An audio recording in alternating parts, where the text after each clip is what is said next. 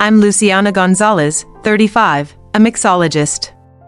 I was mentally running my holiday list when the family group text popped up, Christmas plan confirmation. It was a cold message, party confirmed. Luciana and Clara, due to space constraints, will keep it small this year. Thanks for understanding. The insult sharpened with the next texts. My mother asked, Luci, we still need you to handle the holiday cocktails, though. Then my father, and Luciana, remember I still expect that bottle of rare rum. I realized I was just a vendor. If you have ever been abandoned by your family, subscribe to the channel to follow the interesting story in the next part. My family in Miami was all about image. My parents, Eleanor and Robert, built their empire on social status and public perception. I was the designated emotional laborer for 2 decades. My job was to keep the gears of their high society life turning smoothly, quietly, and for free. Then there was Jessica, my older sister, the golden child. She mirrored their ambition, law degree, perfect marriage, perfect grandkids. She was the trophy, rewarded for reflecting their success. I was simply the staff, expected to support the display, never to share the spotlight.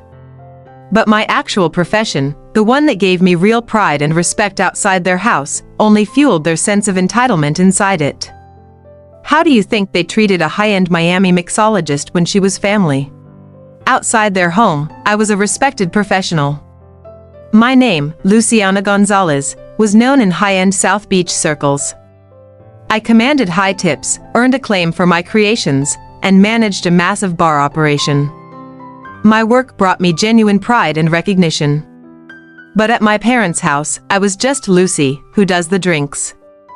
They reduced my professional skill to an unpaid chore. I was expected to bring my best ingredients, set up my own bar, and serve for hours, all while trying to keep my daughter, Clara, quietly entertained in a corner. I was an invisible servant at their lavish, high-status parties, essential to the ambience but irrelevant to the family circle. My professional success was a free resource for their status climbing, not an achievement to be celebrated. My skill was the currency they wanted to spend, but the cost was my self-respect. How do you think I managed to build such a respected career outside, while enduring such toxic neglect at home? I found mixology not as a job, but as an escape. In the chaotic, judgmental world of my family, the bar was a sanctuary where I controlled the outcome. I started in a gritty downtown bar, learning the chemistry of flavor, the art of balance. For the first time, I earned respect not because of my last name, but because I was good. My original cocktails were praised. I built my confidence one perfectly balanced drink at a time. My career was my shield, but how did my status-obsessed family react when their daughter chose shakers over briefcases? My parents didn't see my profession as a craft, they saw it as hourly work. My father, Robert, once said, Luciana, darling, mixing drinks is fine for a college student, but when are you going to get a real job, like your sister? His words were designed to shrink my pride down to nothing. Jessica was worse. She'd introduce me by saying, this is Luciana, she plays with alcohol. She implied my talent was merely an elaborate hobby, useless for the family's social ladder. Their continuous mockery was a steady erosion of my self-worth, making my external success feel hollow. The ultimate hypocrisy? They demanded I bring my professional skills to every single gathering. They wanted the luxury of my expertise, but refused to grant me the dignity of my profession.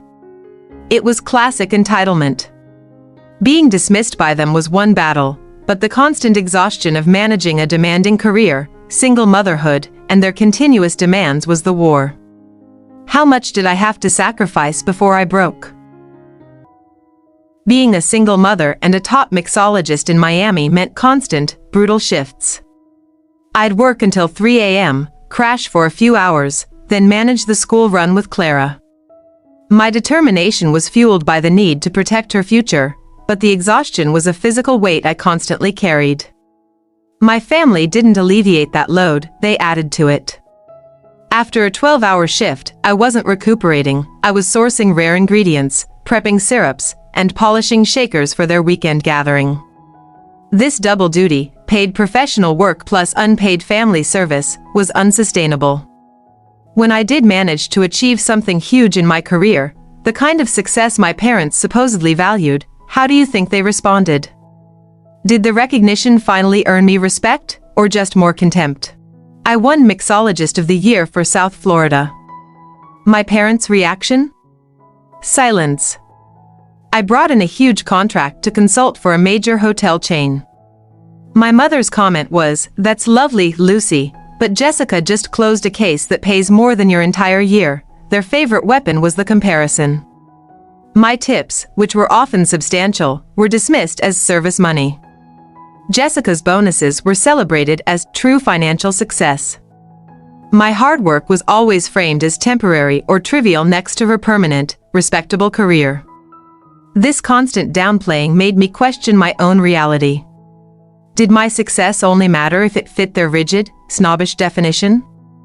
I felt like I was constantly fighting to earn basic respect from the two people who were supposed to give it unconditionally. Their contempt was a persistent noise, but the real crisis, the moment that forced my turning point, was when I saw my toxicity was harming the one person I swore to protect. What do you think Clara saw that finally woke me up? It was 1 a.m., the house was silent, and I was cleaning up after a major donor party. Clara, who was supposed to be asleep, was quietly helping me wipe down shakers. I felt a wave of shame that my daughter was helping clean up her own family's mess. Clara looked up at me, holding a sticky muddler, and asked, "Mommy, why do Grandma and Aunt Jessica only call us when they need the special drinks?" That was the punch to the gut. An 8-year-old saw the transaction clearly, where I had deliberately blinded myself for years.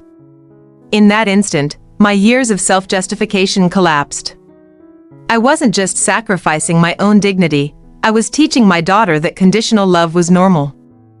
And that her mother's worth was tied to her unpaid labor. That realization sparked a desperate, protective reckoning within me. Now that I saw the truth through Clara's eyes, I had to choose. Would I continue to prioritize their demands, or would I finally prioritize the emotional health and future of my daughter? That moment with Clara forced me to see the impossible strain. My career demanded my best, which meant long hours. Motherhood demanded my full presence. The family's demands stole the sliver of time meant for both my daughter and my professional evolution. It was an unsustainable triangle of exhaustion. I had dreams beyond South Beach. I wanted to open my own consulting firm, maybe even a small, specialized bar. But every time I saved enough capital, a family emergency required me to cover their last-minute social needs, stealing my time and often my resources. My dreams were collateral damage. The choice was stark: continue chasing their approval, or protect Clara and my future. I started calculating the cost of cutting them off, the loss of the extended family network, the inevitable gossip, the emotional guilt. But the cost of staying was Clara's self-worth, and that price was too high. Calculating the cost was the easy part. The hard part was finding the courage to act. What was the final, decade-old wound that had to be exposed for me to finally decide to walk away? The Christmas exclusion text wasn't the first cut, it was the final, deepest one. It brought a decade of holiday servitude flashing back. Every December, while Jessica was unwrapping designer bags, I was unwrapping limes, polishing ice scoops, and serving 80 people for free. I remembered my 30th birthday. My mother threw a party, not for me, but for her friends. I was asked to run the bar, of course. When I finally stepped away to cut my cake, my father simply moved the cake and said, "Not now, Luci, the senator needs a drink." Or the time I had to cancel a lucrative paid gig because Jessica's corporate catering fell through and I had to step in last minute to save face for the family. They never reimbursed me for the lost income, calling it a family favor. I was financially and emotionally drained. And Clara. I remembered taking her to Jessica's house, and Jessica's son telling Clara she couldn't play with a new toy because it's only for family. Clara was crushed. I realized the family toxicity wasn't just directed at me, but at my child, making her feel like an outsider. Every memory was a hammer striking the final nail into the coffin of my duty. The Christmas exclusion was the perfect, undeniable evidence. They did not see me as kin, only as a service provider they could summon or dismiss at will, as long as the mojitos flowed. I looked at the group text on my phone again, then at the label of the rare rum my father demanded. A single thought cut through the decade of pain: never again.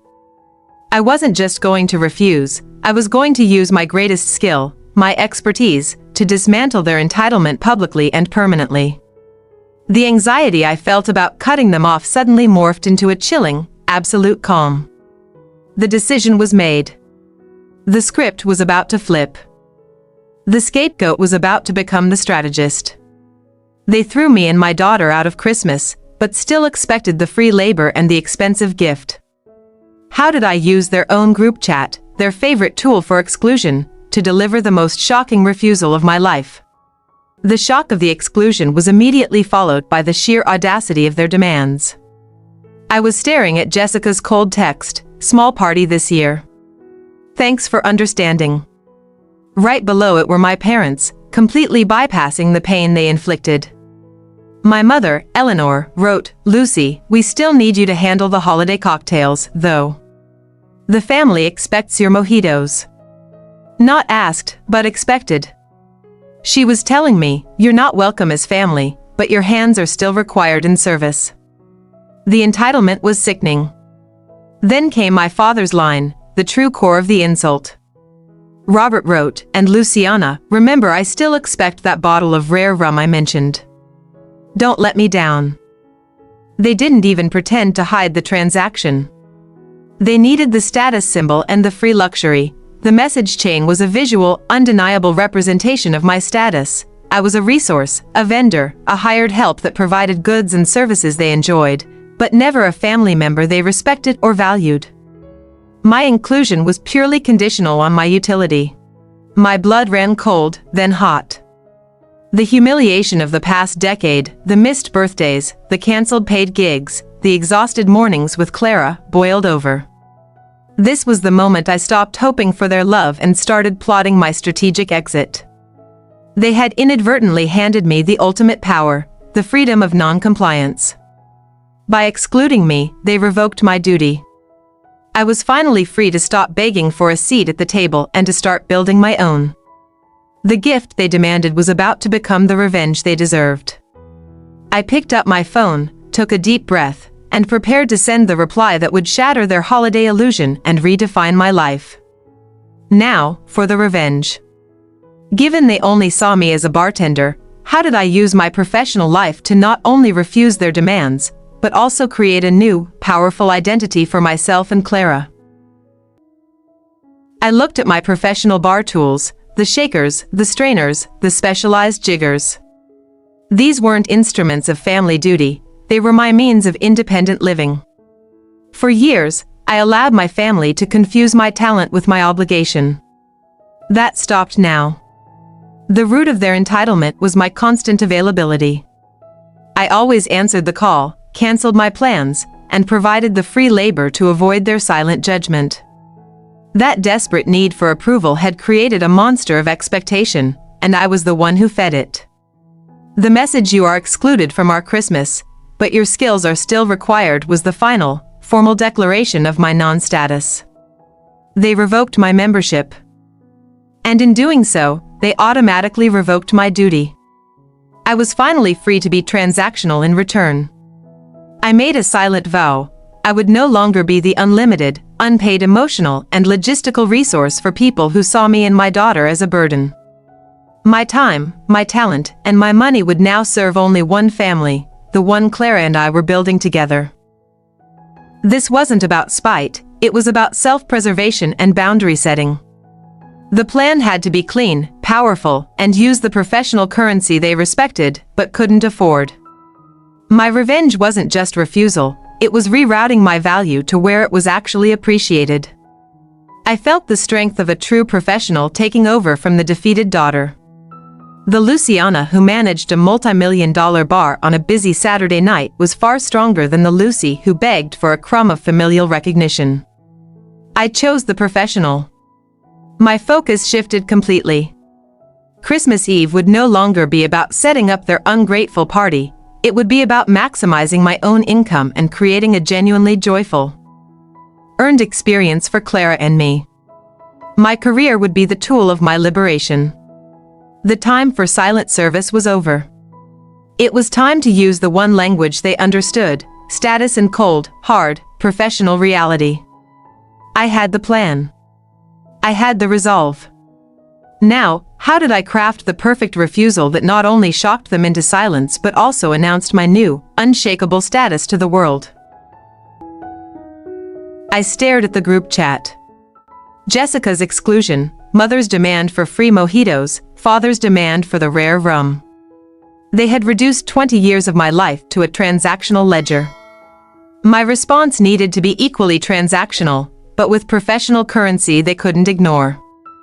I typed, Eleanor, Robert, Jessica. I appreciate the clarity on my and Clara's exclusion this year. In return for the transparency, I'm confirming that I will not be handling the bar setup or cocktail service for your Christmas gathering. Moving forward, please be aware that my professional rate for consulting and on-site mixology service starts at $5,000 per event, plus ingredient costs. Since I am no longer part of the small family, those are the standard professional fees. Then came the rum. I typed, Robert, regarding the rare rum you requested for Christmas, the market value is $1,800. Since I will not be attending, I am happy to send you the purchase invoice. Payment is due upon receipt. The last line was the most satisfying, signed off with my full, professional title. I will be celebrating Christmas with my own, small family, where our presence is valued unconditionally. Wishing you all a successful, paid-for event. Regards, Luciana Gonzales, head mixologist. I hit send. Silence. Then the rapid typing indicator popped up for my mother and Jessica, then stopped. They were reading it, parsing the professional language that masked 2 decades of quiet fury. They were stunned that their resource dared to submit an invoice. The moment I pressed send, I took back the power they had hoarded for years. I had exchanged the currency of conditional love for the currency of cold, hard cash and professional boundaries. It was clean, irrefutable, and completely in their own language of status and finance. I didn't wait for the inevitable meltdown. I archived the chat, picked up Clara, and started planning our first, truly free Christmas. The feeling of vindication was sweeter than any rare rum. My refusal was delivered. But what was their immediate, utterly predictable attempt to save face and manipulate me back into service? Did they call, or did they text back, and what price did they offer for my shame? The silence after my message lasted only 5 minutes. Then came the onslaught: missed calls from Mother, frantic voicemails from Jessica, and one text from Father, Robert. They didn't even try to address the exclusion, they only focused on the money and the loss of my free labor. Mother's voicemail: Luciana, this isn't about money, this is about family. Your father is extremely disappointed. You know how much this Christmas means to us. Just bring the ingredients, and we'll discuss this after the party. Jessica's texts were even worse. Luci, we can pay you $500 cash and call it a family discount. But the guests need your special rum punch. Don't be petty. Think of the exposure for your business. She tried to sell me back my own professional worth. I didn't reply to any of them. I let the phone vibrate until it stopped. The old me would have caved instantly, terrified of their disapproval. The new me simply noted their refusal to acknowledge my boundaries and calmly deleted their texts. My quiet gesture was not the text, but the next action. I transferred $1,800 to Father's bank account with the memo: rare rum purchase, paid in full. I didn't send the invoice, just the money. I used their own transactional language against them, ending the gift pretense entirely. Then, I booked a week-long trip for Clara and me to a quiet mountain resort. No mojitos, no family drama, just snow and hot cocoa. I paid the full cost, using the time and money I had previously wasted on their service. This was my true revenge. Their frantic calls slowly died down. They realized I was serious. By choosing to pay for the rum instead of giving it, I proved that they were just customers to me now. And my customer service was over. The greatest victory wasn't the silence of my phone, but the sight of Clara's face when I told her we were going on a special, just us two, holiday adventure. Their Christmas party was ruined, but my new life had just begun. Years later, how did my parents, desperate to reclaim their resource, try to lure me back into their toxic circle? While I was introducing Clara to the magic of real snow, miles away, the Gonzales family machine was seizing up. Their small Christmas party was a critical status event, and the first piece to fail was the bar. I heard later from a distant cousin that the drinks were a disaster. Jessica tried to mix the mojitos. She forgot the mint and used cheap vodka instead of rum. My father, having purchased his own rare rum, refused to share it with the common guests. The absence of my professional cocktails was a gaping hole in their facade. The guests noticed. My parents' reputation relied on the appearance of effortless luxury, which I had always provided. My absence exposed their effort and, worse, their lack of true generosity. Jessica, the golden child, was forced to step in and save face, only to fail spectacularly. The humiliation was all hers now, not mine. The cousins said my mother was furious, not because I was hurt, but because they were embarrassed in front of the senator. Their initial response wasn't apology, it was damage control. They started spreading a narrative that I had a sudden emergency and was overly emotional. They tried to frame my professional boundary as an erratic, feminine outburst. They put pressure on the extended family to cut ties, but the story was already out.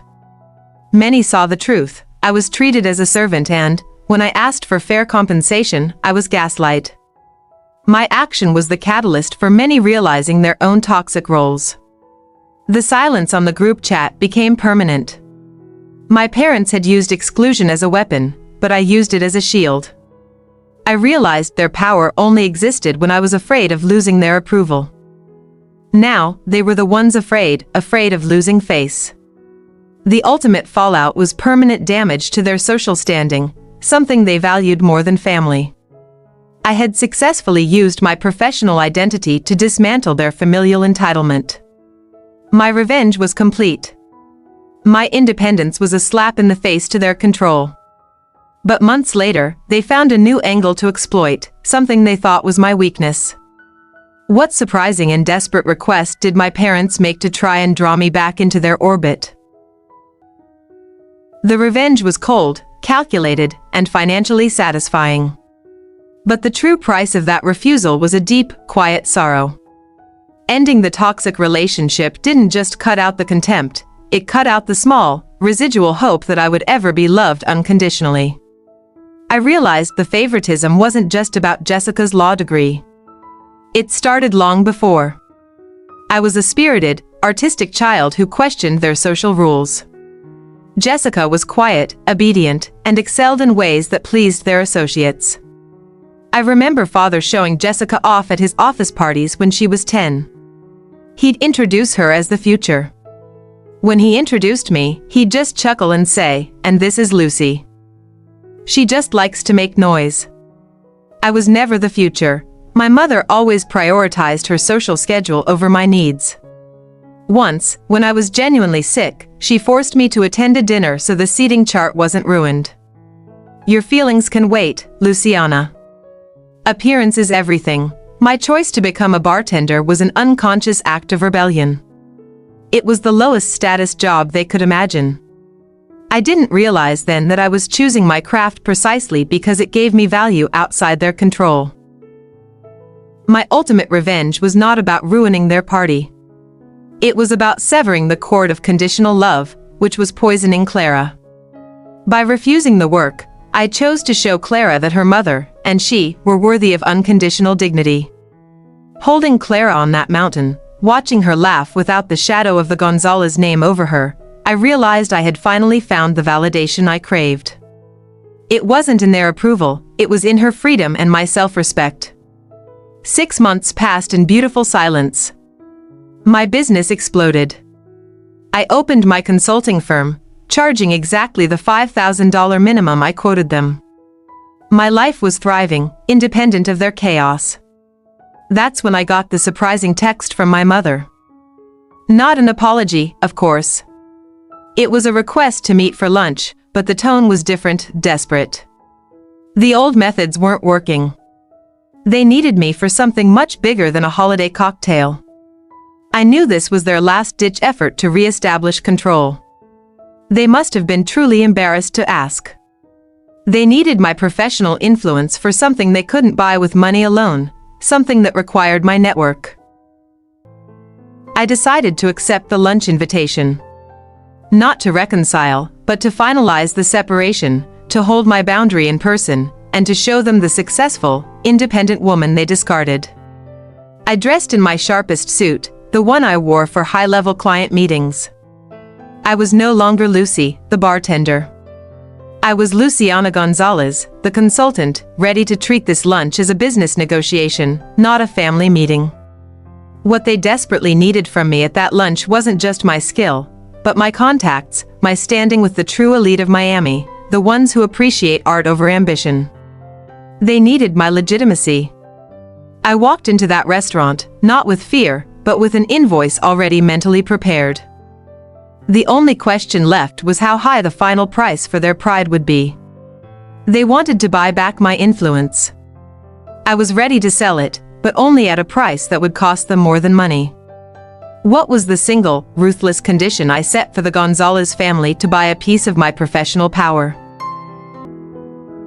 Christmas morning was absolute silence, broken only by Clara's excited squeals. No frantic calls for cocktail shakers, no last-minute demands for rare rum. Just the smell of pine and the sound of snow falling outside our small, cozy cabin. This was true holiday magic. Clara unwrapped a modest, but thoughtful, gift I'd bought with earned money, not guilt money. Her joy was pure. That simple moment confirmed everything. I hadn't lost my family, I had gained a new one, based on love and not obligation. Later, I checked my phone. It was flooded with angry texts and missed calls from the Gonzales family, now 3 days old. I didn't read them. I just muted the chat and watched Clara build a tiny snowman. I had traded their chaos for my peace. The revenge text was the climax, but this morning was the resolution. The past was archived. My future was clear. Success would be defined by my self-respect, not their validation. It felt like walking away from a heavy, suffocating storm into the sunlight. Peace was established, but the Gonzales family never truly surrenders. Months later, when I finally agreed to meet my mother for that desperate lunch, how did she try to use my daughter, Clara, as the final piece of manipulation? I arrived precisely on time. My mother, Eleanor, was already there, radiating a strained formality. Her usual air of effortless superiority was replaced by an uncomfortable desperation. I sat down, placed my portfolio on the table, and opened with a direct, professional tone. "Mother," I began, "I accepted this meeting assuming it's regarding a potential business engagement, as our personal relationship remains terminated. Let's focus on the agenda. What is the scope of work you need my consulting firm for?" Eleanor skipped the business entirely. She leaned forward, eyes wet, and whispered, "Luci, we miss you. But more importantly, Clara misses her family. She needs her grandmother. She was so quiet at the Easter luncheon, that was the low blow. She was using my daughter, the reason I left, to try and reel me back in." I didn't flinch. "Clara is thriving, Mother. She spent Easter with friends who love her unconditionally. If you wish to discuss Clara, you may request a supervised visit, which will be billed at my personal time rate." Her face crumpled. The disguise of the grieving mother failed. She finally admitted the truth. "It's about the museum gala. The new director is insisting on using your firm, not Jessica's caterer. Robert needs you to intervene. It's embarrassing." I see, I replied calmly. You need my professional network and reputation to override Jessica's failing one. This confirms you still value my utility over my person. Let's talk price. I pulled out a written proposal. My fee for taking on the gala is $50,000, payable upfront to my firm. The second, non-negotiable condition, is that Robert and Jessica must publicly endorse my business on their social platforms. No exceptions, that public endorsement was the real price. It would force them to use their most treasured asset, their status, to validate the career they once ridiculed. It was a formal, public admission that the service worker had become the authority. Eleanor's hands trembled. After a long, tense silence, she looked at the proposal, then at me, the confident professional, and finally whispered, "We'll do it. Just fix the gala." It wasn't an apology, but it was surrender. I packed up my portfolio. The contracts will be sent to your lawyers, not the family chat. I expect a signed document within 24 hours. I stood up. For the first time, my mother looked at me with genuine, reluctant respect. Leaving that restaurant, I felt lighter than I had in 20 years. I hadn't returned to the toxic dynamics, I had conquered them. I had established a new relationship with my parents, client and vendor. And the vendor held all the leverage. They paid the price, both the cash and the humiliation. But what did that public endorsement actually look like, and how did Jessica react when she was forced to praise the career she spent a decade trying to destroy?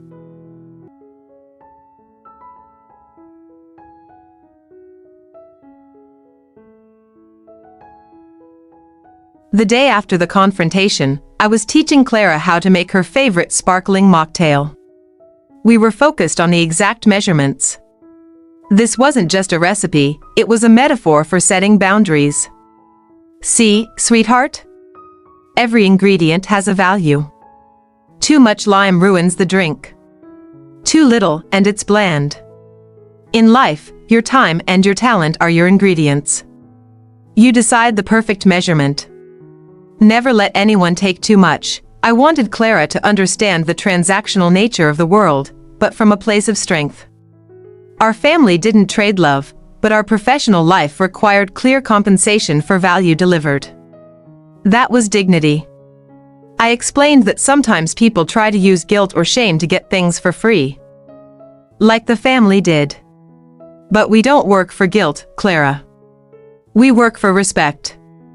And respect is paid in cash and clear boundaries. My greatest legacy to Clara wouldn't be wealth or status, but the knowledge that she never had to beg for a seat at any table. She could build her own and charge admission. This was the quiet, true victory. I secured the money and the public endorsement. But what did that humiliating social media post actually say, and how did the Gonzales family's final, desperate act of pride finally prove my revenge was complete? The $50,000 hit my firm's bank account before the contract ink was dry. The Gonzales family always paid for status. But the money was easy. The true cost to them was the public endorsement. I saw the post first on father's profile. It was clipped and terse, devoid of any warmth. Robert's caption, engaging Luciana Gonzales consulting for the gala bar design. Her expertise is unmatched. No, my daughter. Just the cold, professional facts. Jessica's post was a masterpiece of passive aggression. It was an image of her looking vaguely miserable, with a single tag for my firm. The caption, glad we finally found a suitable solution for the gala requirements. Suitable. Not excellent. The beauty of it was immediate. My profile exploded. Old contacts who wouldn't touch me when I was just a bartender were suddenly emailing, mentioning the Gonzales endorsement. Their attempt to save face had only boosted my network. I immediately sent a final email to my parents and Jessica. I am pleased the contract is executed. Please direct all future correspondence regarding my services to my corporate email. Personal texts or calls will not be returned. I sold the gala service. I delivered a stunning bar program, making their high-status friends marvel at my skill. I worked the event not as a daughter seeking approval, but as the expensive, respected professional they hired. The biggest shift was internal. Seeing them forced to validate me on their own terms proved that their conditional love was worthless. My freedom wasn't dependent on their presence, it was defined by their forced compliance. I used part of the $50,000 fee to open a college fund for Clara. My revenge didn't just buy me respect, it bought Clara a concrete future independent of the Gonzales name. That was the final, sweetest victory. My story isn't just about an invoice, it's about reclaiming your worth. Always remember your value, set your price, and never accept a family discount on your self-respect. That was the end of the Gonzales drama for me. Now tell me, have you ever had to send an invoice to your own family? Share your story in the comments below. The gala was a triumph. The cocktails were the talk of the town, earning me 2 high-profile client referrals before the night was over. My professional star was soaring, ironically, thanks to the family who tried to keep me grounded. Robert and Jessica's mandatory public endorsements had done the job perfectly. The city elite saw that even the highly selective Gonzales family had to hire me. That validation was the ultimate form of professional revenge. After the gala, silence descended again. I assumed they'd retreat, licking their wounds and maintaining their distance. But I underestimated their need for control and their inability to take responsibility for their own actions. A few weeks later, an email landed in my corporate inbox, a personal one from Mother, Eleanor. Subject, unnecessary pain. She was bypassing the lawyers, aiming straight for the emotional pressure points. Luciana, the gala was fine, but your ruthless professional behavior has destroyed the family fabric. You embarrassed your sister and humiliated your father. Your pride forced us to pay that ridiculous fee and post those awful things. They were trying to define my boundary as destruction. My refusal to be their free labor was ruthless.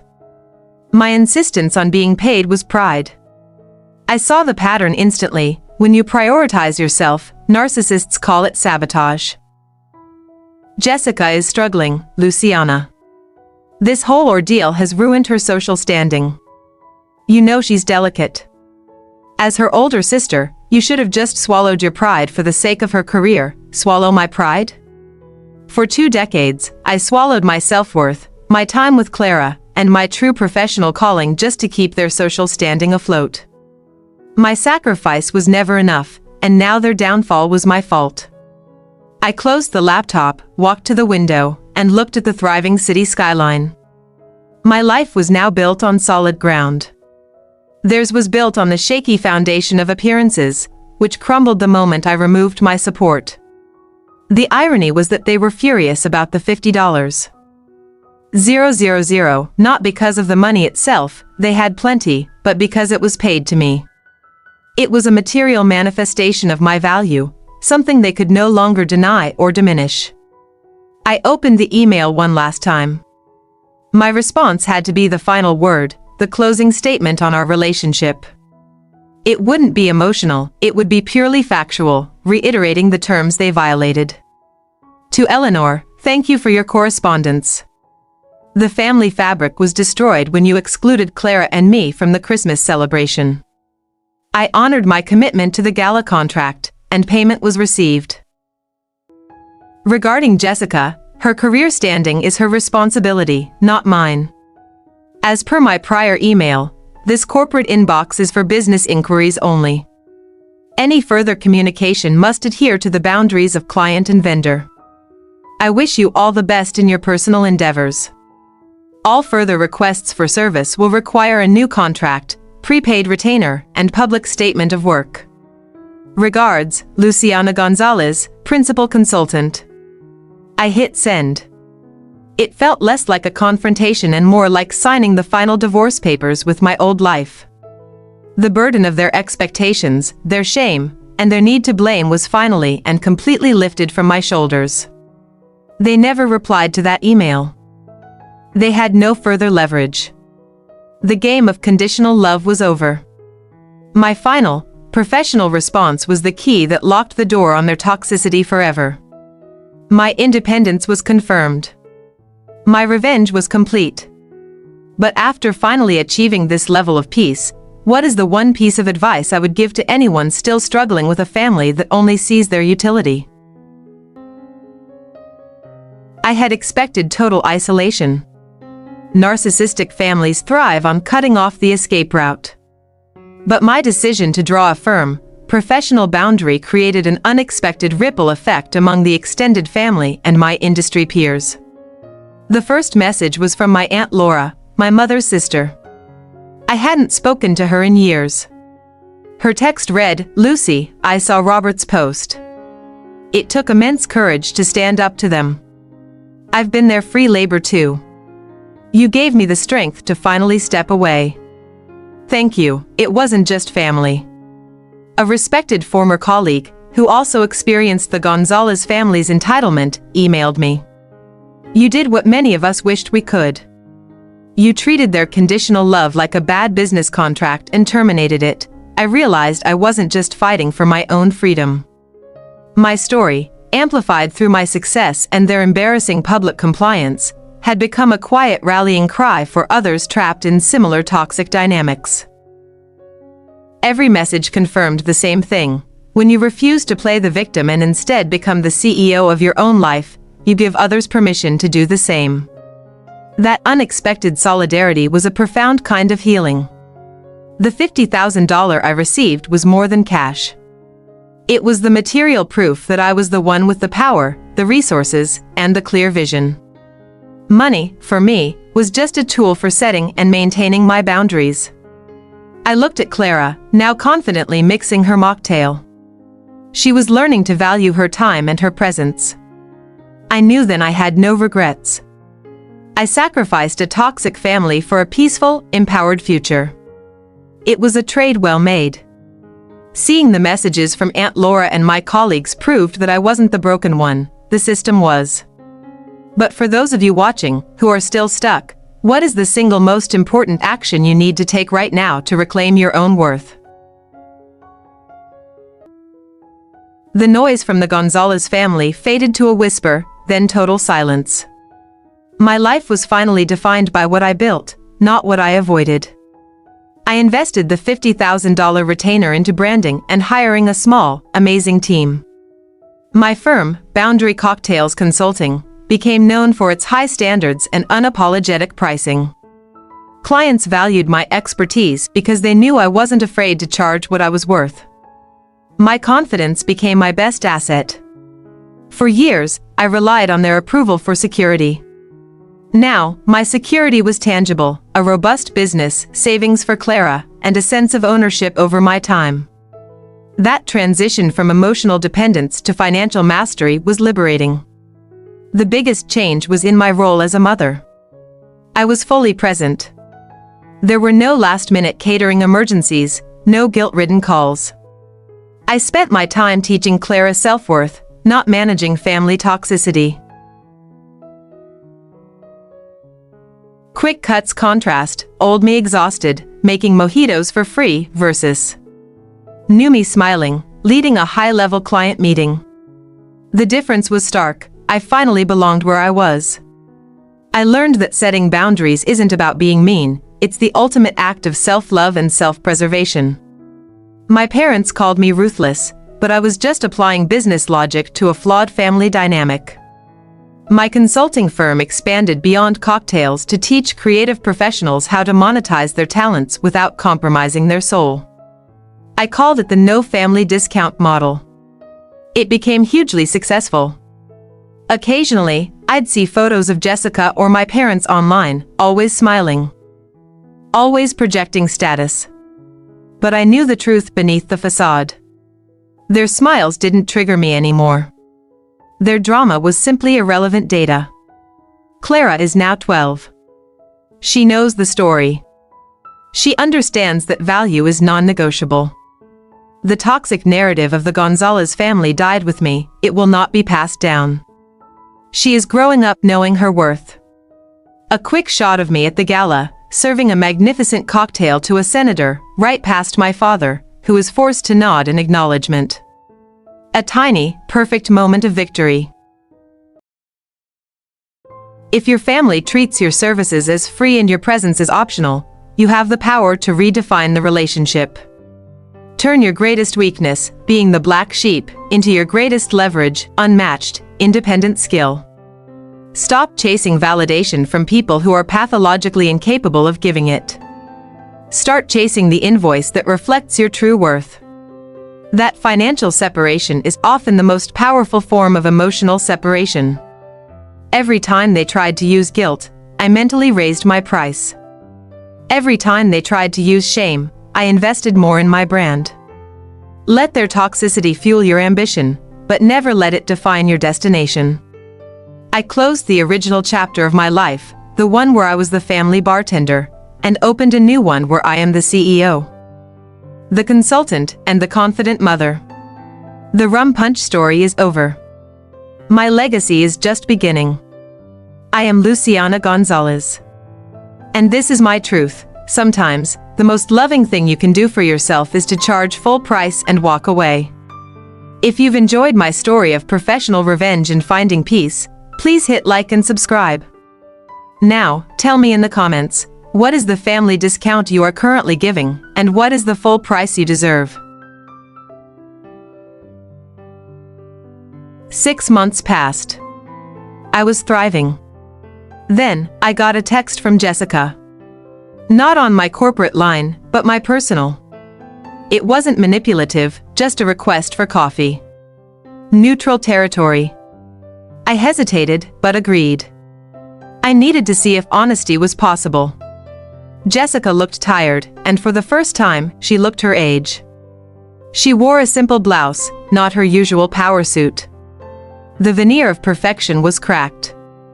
There was a raw honesty in her eyes that I hadn't seen since we were children.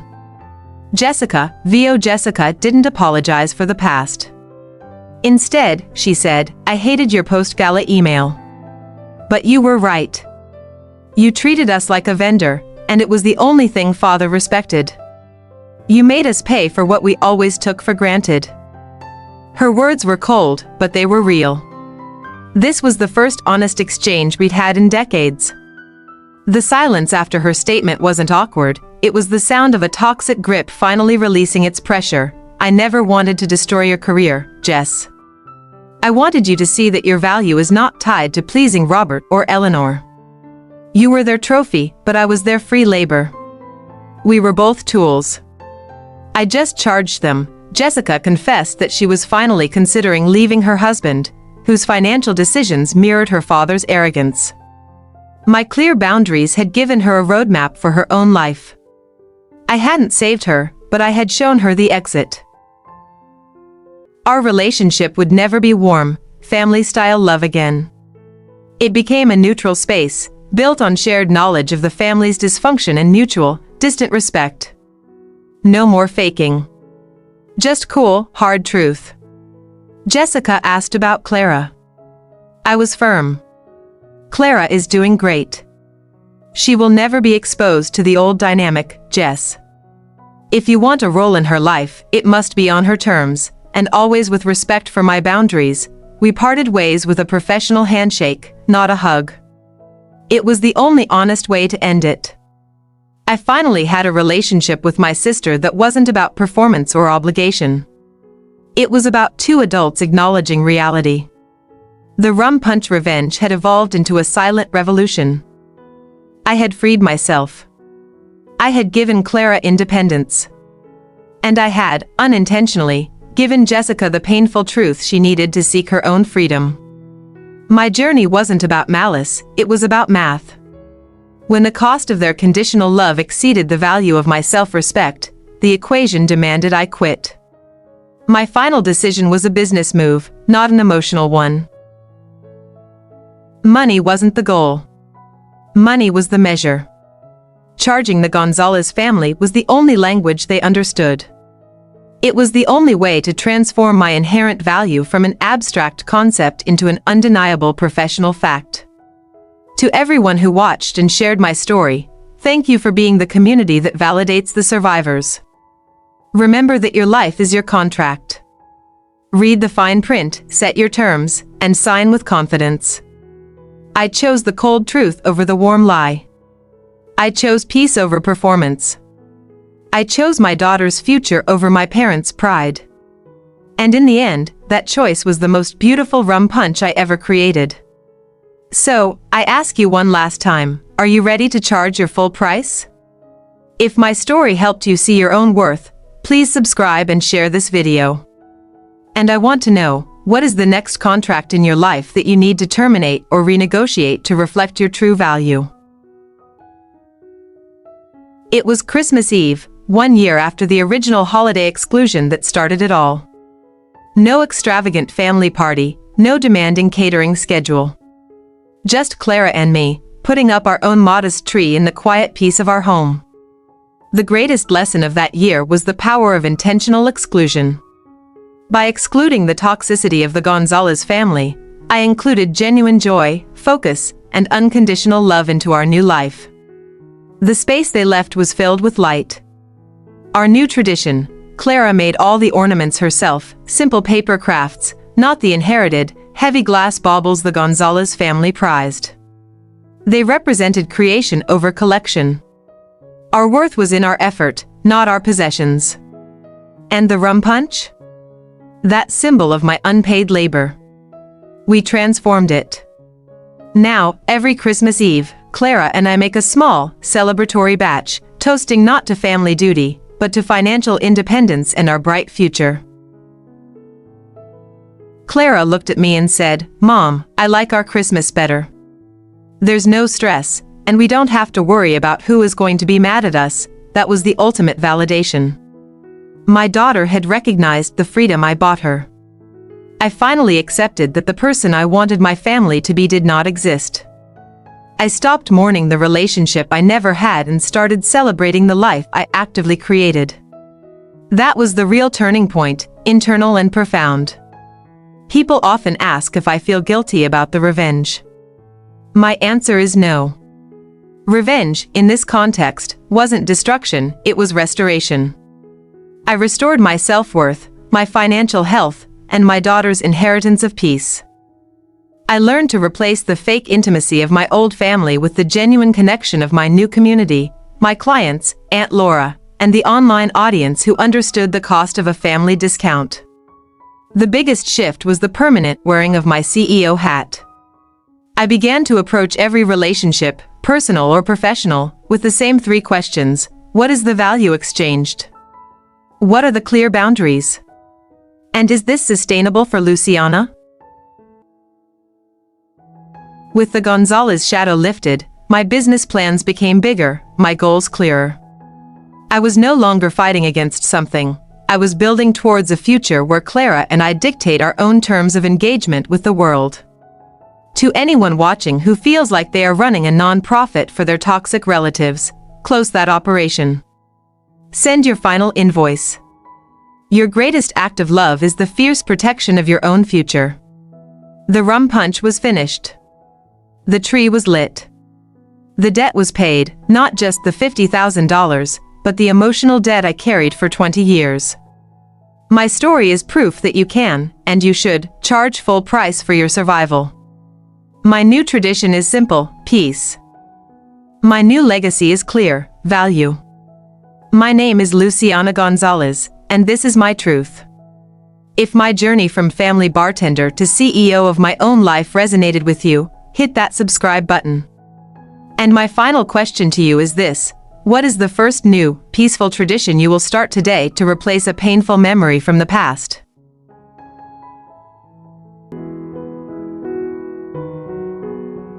My story is proof that family loyalty cannot be bought with your free labor.